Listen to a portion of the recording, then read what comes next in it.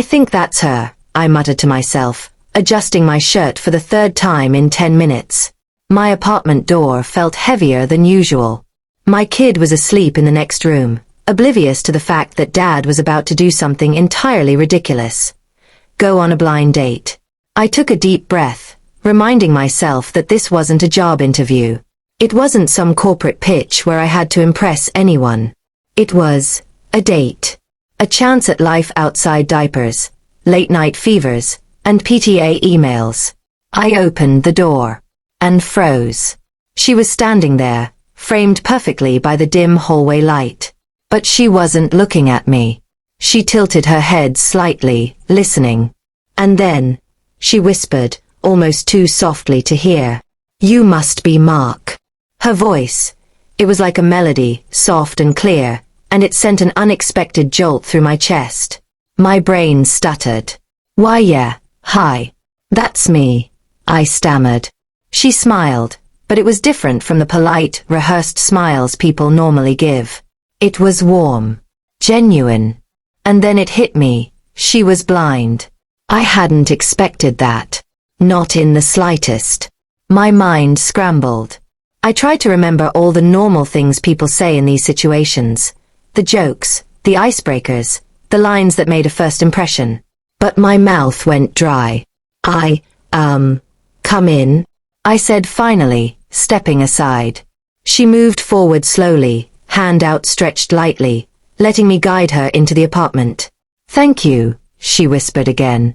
Her fingertips brushed mine, and something about that tiny touch made my stomach flip. I closed the door, fumbling with the lock like a nervous teenager. "So, coffee. Or, wine," I offered, desperate to say something, anything. "Coffee sounds perfect," she said. Her voice had a quiet confidence that made me immediately relax. As we settled in the living room, I watched her movements, deliberate, careful, elegant. She didn't need me, but she let me help. It was humbling and terrifying. I wasn't used to feeling this way. Not outside of work, not outside of routine. "So, blind dates," I started awkwardly, trying to break the silence. "They usually go terribly, huh?" She chuckled, a soft, genuine laugh that made me grin despite myself. "Depends on who you meet." Our conversation started slow, hesitant. But then something strange happened. I forgot that she couldn't see me.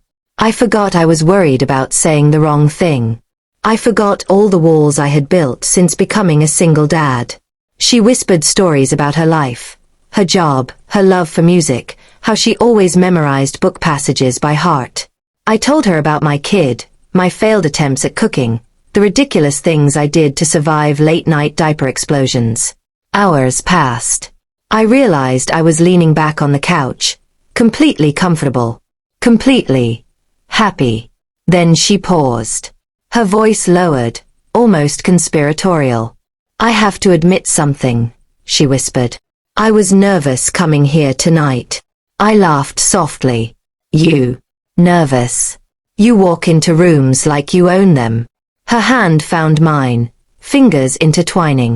"Not this room," she whispered. "And not this moment. I wasn't sure if you'd be open, or judgmental, or," she trailed off. I squeezed her hand. "You have nothing to worry about. Not tonight. Not with me." And in that instant, I realized something I hadn't expected when I agreed to this date. I was falling. Not cautiously, not in secret. I was falling completely, in a way that made my chest ache and my heart race at the same time. She whispered again, so softly I almost missed it. "Thank you for tonight, for letting me just be me." I smiled, feeling a warmth I hadn't felt in years. "No," I whispered back. "Thank you for reminding me what it feels like to actually live." And just like that, the awkwardness, the nerves, the single dad fatigue, it all melted away.